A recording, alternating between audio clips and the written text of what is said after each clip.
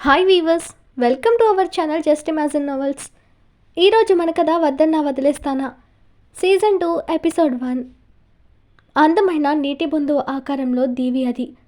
చుట్టూ ఎత్తైన eucalyptus trees.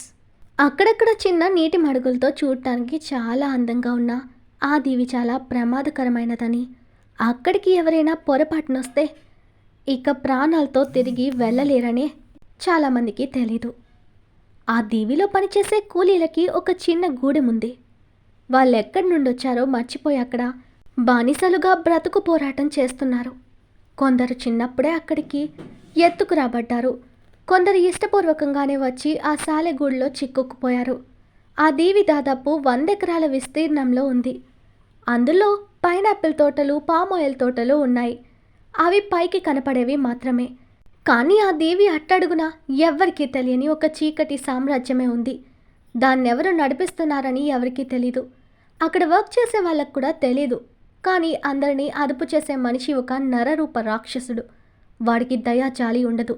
ఎదురు తిరిగిన వాళ్ళని, అక్కడి నుండి పారిపోవాలని ప్రయత్నం చేసిన వాళ్ళని నిర్దాక్షిణ్యంగా చంపి అక్కడున్న మడుగులోని మొసళ్ళకి ఆహారంగా వేస్తాడు. అతని పేరే యాంటోనీ. ఒక బండరాయి మీద కూర్చుని సముద్రం వైపు చూస్తున్న ఒక అబ్బాయి వీపుకి చిన్న గులకరాయి తగలడంతో తిరుగు చూసి కోపంగా, హే, ఇక్కడికి ఎందుకు వచ్చావు నువ్వు అంటున్న శివాన్స్ని చూసి ఆమె అందంగా నవ్వి, నీకోసం నా అందంతో పాటు ఫ్రెష్గా తెచ్చిన పుట్టతేనే దిబ్బరొట్టె తెచ్చాందొరా అంది వయ్యారంగా. ఊర్వశిలా ఉండే ఆమె అందాన్ని అతను కాకుండా ఎవరు చూసినా కళ్ళు తెరుచుకుని అలాగే చూస్తుండిపోగలరు. అంతటి అందం ఆమె సొంతం. ఆ అందాన్ని రెప్టింపు చేసేలా ఉంది ఆమె కట్టుబొట్టు. గిరిజనులలాగా స్లీవ్స్ లేని రవిక తొడిగి మోకాళ్ళపైకి కట్టిన నీత చీరలో తన ఒంపు సంపులని మరింతగా చూపించేలా ఉందామె. ఎటువంటి మేకప్ లేని న్యాచురల్ బ్యూటీ తను. ఆమె మాటలకి అతను సీరియస్గా చూడగానే, అట్టా చూడకుదరా, నీ చూపుకే నాకు రవిక బిగ్గవ అవుతుంది చూడంటూ నడుము దగ్గర పైటను పక్కకు తీసి వయ్యారంగా నిలబడింది. చంపేస్తానిలా చేశావంటే. నీ తేనె వద్దు, ఏమి వద్దు, పో అవతలకి అని ఆమెని కసిరి వెనక్కి తిరిగిన శివాన్స్ని గట్టిగా హత్తుకుంది ఆ అమ్మాయి. కరెక్ట్గా అప్పుడే ఒకడు పొదల మాటల నుండి శివాన్స్ మీదకి కత్తి విసిరాడు. క్షణాల్లో పసిగట్టిన అతను ఆ కత్తిని అలాగే ఒడుపుగా పట్టుకుని తనని పట్టుకున్న ఆమె చేతులను విదిలించి ఫాస్ట్గా మూవ్ అయి ఆ కత్తి వచ్చిన పొదల దగ్గరికి వెళ్ళాడు. శివాన్స్కి తను దొరికితే తన చావు ఖాయమని భయపడిన అతను పరుగు తీస్తుంటే అతని చేతిలోని కత్తిని గురి చూసి వాడి మీదకి విసిరాడు శివాన్ష్. అది నేరుగా వాడి పిక్కలో దిగిపోగా వాడలాగే ముందుకు తూలిపడ్డాడు. శివాన్ష్ వాడి వీపు మీద కాలేసి తొక్కిపెట్టి ఆ కత్తిని బయటకు తీసి వాడి భుజంలోకి దించుతూ, ఎవర్రా నిన్ను పంపింది అన్నాడు బేస్ వాయిస్తో. వాడు మొండిగా నోరు తెరవలేదు. దానితో తిక్కరేగిన శివాన్ష్ ఆ కత్తితో వాడి 2 అరచేతుల్ని చీరేశాడు. నొప్పికి వాడు విలవిలలాడుతున్నా చలించలేదు శివాన్ష్. అతని కోసం వచ్చిన ఆమె భయంగా అరుస్తుంటే, ఏయ్, మూసుకుని పోవే అని అరిచిన శివాన్ష్ చెప్పరా అంటూ వాడి ఫేస్ని ఒక పక్కంతా చెక్కేశాడు కత్తితో. అతని కర్కశత్వం చూసి ఆమె భయపడి వెనక్కి తిరిగి చూడకుండా పారిపోయింది. శివాన్ష్ వాడిని చంపి పక్కనే ఉన్న మడుగులోని ముసళ్లకు మేతగా వేశాడు. మరొక చోట రౌడీలు వెంట పడుతూ ఉండగా ఒక అమ్మాయి భయంగా పరుగులు తీస్తూ చేతిలోని ఫోన్ నుండి కంటిన్యూగా ఎవరికో కాల్ చేస్తూ ఉంది. కానీ ఆ కాల్ కనెక్ట్ కాలేదు. ఆమె ఏడుస్తూ వెనక్కి తిరిగి చూసింది. ఆ రౌడీలు తనకి సమీపంగా వచ్చేశారని మరింత భయంతో ఫాస్ట్గా వెళ్తూ ఎదురుగా వస్తున్న వ్యక్తికి డాష్ ఇచ్చి వెనక్కి పడిపోయింది. తన చేతిలో ఉన్న వస్తువులు చెల్లాచెదురుగా పడిపోగా తన ఎదురుగా ఉన్న అతన్ని చూసి ఆమె అలాగే బిగుసుకుపోయింది. ఆమె ఫేస్ చూసి సైడ్ స్మైల్ ఇచ్చిన అతను తన జుట్టు పట్టుకుని పైకి లేపి, నువ్వుంది నా సామ్రాజ్యంలో, నువ్వు నా నుండి, నా మనుషుల నుండి బయటపడడం అంత ఈజీ అనుకున్నావా అంటూ ఆమె మెడలోని ఐడి కార్డ్ చూస్తూ, సాహిత్య, క్రైమ్ ఇన్వెస్టిగేషన్ జర్నలిస్ట్, నైస్, నువ్వు నీ ఛానల్ పీఆర్పీ పెంచడానికి ఇంత కష్టపడి నాలాంటి వాళ్ళతో పెట్టుకోకూడదు బేబీ. చూడటానికి కత్తిలా ఉన్నావు. నీ ఫిగర్ హార్ట్ పోజులున్న కొన్ని పిక్స్ తీసి నీ ఛానల్లో మిడ్ నైట్ విడుదల చేసుంటే వెర్రి జనాలు ఎగబడి చూసేవాళ్ళు కదా. నీ ఎండీకి నీ అందం ఎరవేసుంటే నేను పర్మనెంట్గా తన పక్కన పెట్టుకుని నువ్వు చెప్పింది వినేవాడు కదా. ఇంత కష్టపడి ప్రాణాలని రిస్క్లో పెట్టుకుని నాలాంటి వాడితో పెట్టుకోవడం అవసరమా అని వంకరగా నవ్వుతూ అడిగాడతను. ఛే, ఆపు. నీలాంటి వాళ్ళు సమాజానికి పట్టిన చీడ పురుగులు. వాటిని వేరి పారేయడానికి జర్నలిస్టుగా మారాను, కానీ పేరు కోసం, డబ్బు కోసం కాదు. అవును మిస్టర్ రేవంత్, నీ అమ్మ కూడా ఇలా చేసే ఇప్పుడు నువ్వు నీ బాబు ఇంత హై పొజిషన్లో ఉన్నారా? అందుకేనా నాకు కూడా ఇదే సలహా ఇస్తున్నావు అని వెటకారంగా అడిగింది సాహిత్య. ఏం కూసావే అంటూ సాహిత్యని ముందుకు తిప్పుకుని తన చెంప మీద కొట్టబోయాడు రేవంత్. అప్పుడే వాడి చేతిని మరో చెయ్యి బలంగా పట్టి ఆపడమే కాదు, సాహిత్య జుట్టు పట్టుకున్న రేవంత్ వేలని వెనక్కి విరుస్తుంటే పటపట సౌండ్ వస్తూ నొప్పికి ఆటోమేటిక్గా రేవంత్ చేతిలో నుండి సాహిత్య బయటకొచ్చింది. సాహిత్య వచ్చిన వ్యక్తిని చూసి ఆనందంగా అశ్వత్ గారు అంటూ అతని వెనక్కి వెళ్ళి నిలబడి అతని షర్ట్ పట్టుకుంది. ఆమెని ఒకసారి చూసిన అశ్వత్ అంతే కోపంగా రేవంత్ వేళ్ళు అలాగే వెనక్కి విరుస్తుంటే అతను నొప్పికి గావు కేకలు పెడుతూ తన మనుషుల వైపు చూసి కోపంగా, రేయ్, సినిమా చూస్తున్నట్టు చూస్తారేంటి?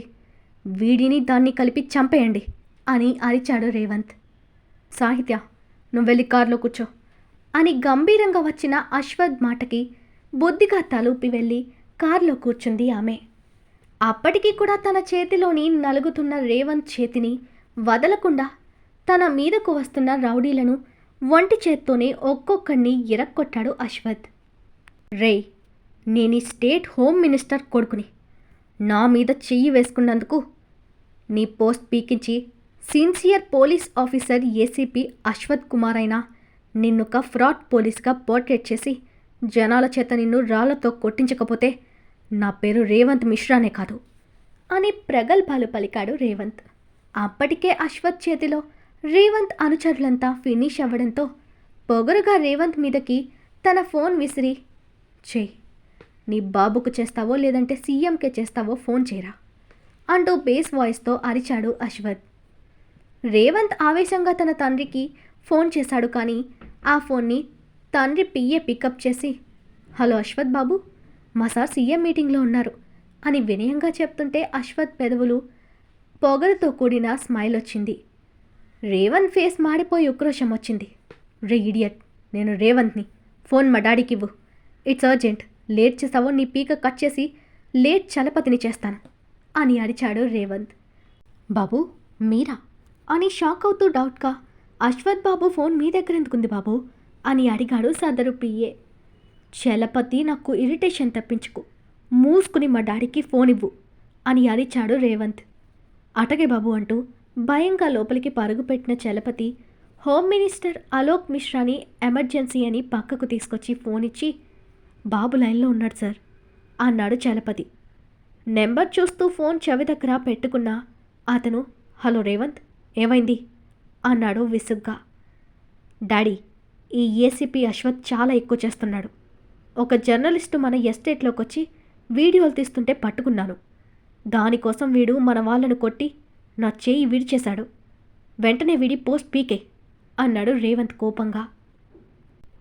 కొడుకు చెప్పింది విని అద్దిరిపడ్డాడు అలోక్. రే, నువ్వేమంటున్నావురా?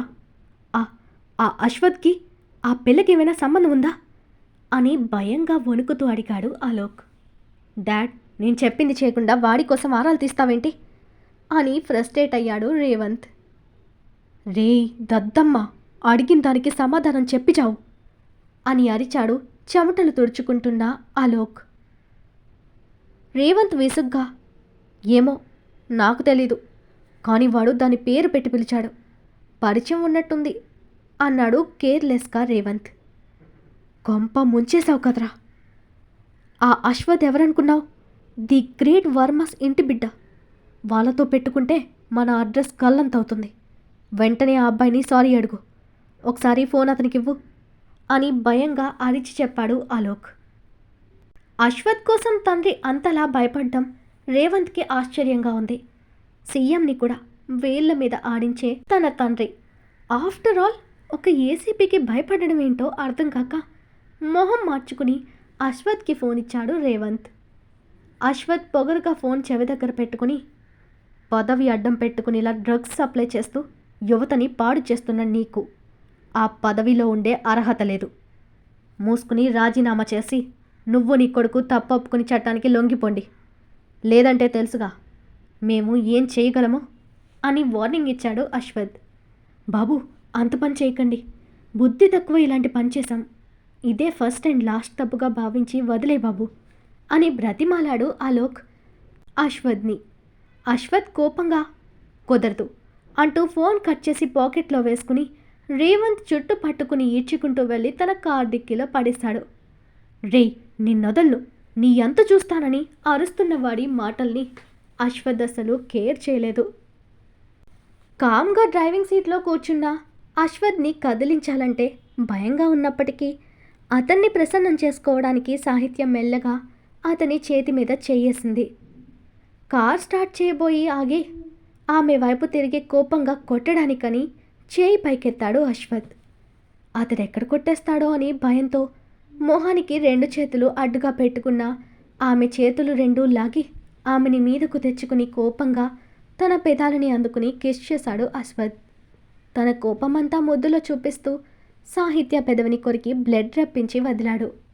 సాహిత్య మంట పెడుతున్న తన పెదవిని మిర్రర్లో చూసుకుంటూ ఏడుపు మొహం పెట్టింది. అతని ఒడిలో ఉండడంతో అతని మెడ చుట్టూ చేతులు వేసి, ఎలా కొరికారో చూడండి, ఇలా నా పెదాలకి రోజుకొక మార్పు పెడుతుంటే కొన్నాళ్ళకి నా పెదవులు ఎందుకు పనికిరావు అని మూతు ముడిచి అంది. నాకొస్తున్న కోపానికి నీ 2 చెంపలు పగిలేవి, నిన్ను కొట్టలేక ఇది అంటూ కోపంగా చూశాడు అశ్వథ్ ఆమె వైపు. అంత కోపమొద్దు ఏసీపీ సాబ్, ఏదో చిన్నపిల్లని ఫర్గ్యూ చేయండి అంటూ గారాలు పోయింది సాహిత్య అతని దగ్గర. తన జుట్టు పట్టి వెనక్కి వంచుతూ, నీకు కామెడీగా ఉందా? నేను రావడం క్షణం లేట్ అయ్యుంటే నిన్ను వాళ్ళు ఏం చేసేవారో ఊహించడానికే భయంగా ఉంది. నీ జాబ్ని నేను వద్దనలేదు సాహిత్య, ఒంటరిగా రిస్క్ చేయొద్దని ఎన్నిసార్లు చెప్పాను. నీ వెనకొచ్చిన ఆ కెమెరామ్యాన్ సాహెబ్ గాడు వాడి ప్రాణాలు కాపాడుకోవడానికి నిన్ను బలి చేసి ఎస్కేప్ అయ్యాడు. మనం ఏదైనా చేసే ముందు మన సేఫ్టీ కూడా చూసుకోవాలని చెప్పానా లేదా? నా మాటకి విలువిస్తున్నావా? నీకేదైనా అయితే నేనేమవ్వాలి అని కోపంగా తన బుగ్గలు ఒత్తేస్తూ అడుగుతున్న అశ్వథ్కి తనంటే ఎంత ప్రాణమో తెలిసి అతన్ని గట్టిగా హత్తుకుంది సాహిత్య. సారీ పాపా, ఈ ఒక్కసారికి ఎక్స్క్యూజ్ చేయి, ఇంకెప్పుడూ ఇంత నెగ్లెక్ట్ చేయను అంటూ బ్రతిమాలింది సాహిత్య. అశ్వథ్ ఏమీ మాట్లాడలేదు. సైలెంట్గా కార్ స్టార్ట్ చేసి ఆమెని అలా మీద పెట్టుకునే డ్రైవ్ చేస్తూ ఉన్నాడు అశ్వథ్. అతను తనని దూరం చేయకపోవడంతో నవ్వుకుని అతని మెడ మీద ముద్దు పెట్టి సైడ్ నుండి అతన్ని చూస్తూ, లవ్ యూ ఏసీపీ అంది సాహిత్య. ఆమె వైపు చిన్న స్మైల్తో చూసి, ఫ్లాట్కి వెళ్తావా లేదంటే ఇంటికి వస్తావా అని అడిగాడు అశ్వథ్. నువ్వు సురేఖ అత్తతో ఈ విషయం చెప్పనంటే ఇంటికి వస్తాను, లేదంటే రాను అని ముద్దుగా చెప్పింది సాహిత్య అతనితో. సరే చెప్పలే, అమ్మకు చెప్తే ఇక భయంతో జ్వరం తెచ్చుకున్న ఆశ్చర్యం లేదు అని నవ్వాడు అశ్వథ్. అవును, మన హర్షి ఫోన్ చేసిందా అని సాహిత్య అడగగానే అశ్వథ్ మౌనంగా మారిపోయాడు. నీకింకా తనపై కోపం పోలేదా అని చిన్నగా అడిగింది సాహిత్య. తనపై నాది కోపంలా కనపడుతుందా నీకు కూడా అని సీరియస్గా అడిగాడు అశ్వథ్ సాహిత్యని. నోనో, నాకు తెలీదా నీ చెల్లి మీద నీకున్న ప్రేమ? చిన్నప్పటి నుండి నువ్వు తనపై ఎంత కేర్ చూపించేవాడువో నాకు కాక ఎవరికి తెలుసు. తనని ప్రేమించడంలో నీకంటే ముందుండేవాడు కదా శివ అని చెప్తున్న సాహిత్యం మాటని సగంలోనే ఆపేశాడు అశ్వథ్. అతను కోపంగా, వాడి పేరు కూడా నా దగ్గర తీకు, వాడంటేనే నాకు అసహ్యం, వాడి వల్లే ఇవాళ నేను నా చెల్లికి పరాయి వాడినయ్యాను అని అరిచాడు అశ్వథ్. సాహిత్య బెదిరి సారీ అంది. దాంతో ఇద్దరు సైలెంట్ అయిపోయి ఇంటికి చేరారు. కార్ దిగి లోపలికొస్తున్న అశ్వథ్కి ఎదురొస్తూ, బబ్లు ఇంత లేట్ అయిందేంటి నాన్న అని అడుగుతున్న సురేఖ కొడుకు వెనుకున్న సాహిత్యని చూసి, అరే సాహి, నువ్వు కూడా వచ్చావా?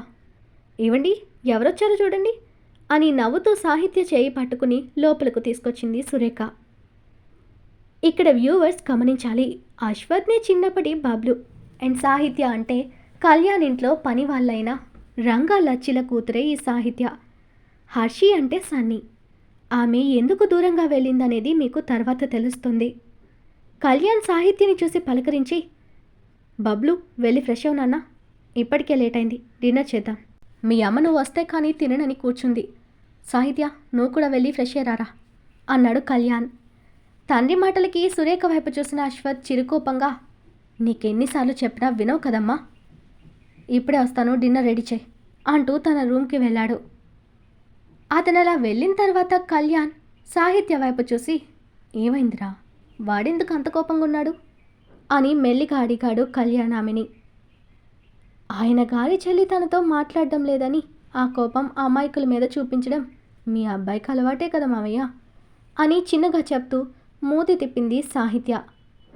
ఏయ్, ఏంటే నా కొడుకునేదో అంటున్నా అని కోపంగా సురేఖ తన వైపు చూసింది.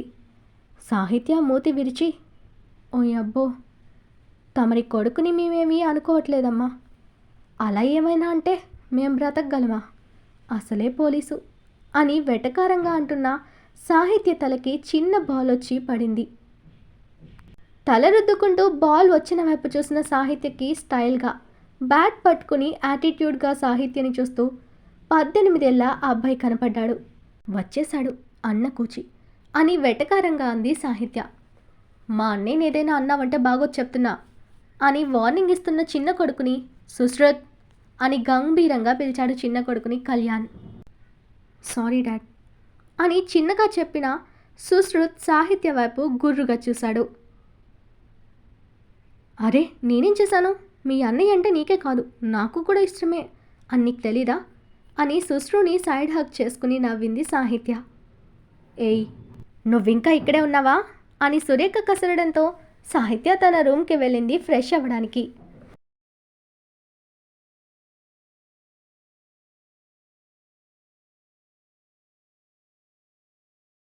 ఈరోజు మన కథ ఇక్కడితో కంప్లీట్ అయింది. ఈ స్టోరీ మీకు నచ్చినట్టయితే ప్లీజ్ స్టోరీని లైక్ చేసి కామెంట్ రూపంలో మీ అభిప్రాయాన్ని తెలియచేయండి. అలాగే ఛానల్ని సబ్స్క్రైబ్ చేసుకుని షేర్ చేసి మాకు సపోర్ట్ చేయండి. నెక్స్ట్ అప్డేట్తో మళ్ళీ కలుద్దాం. అంతవరకు బాయ్.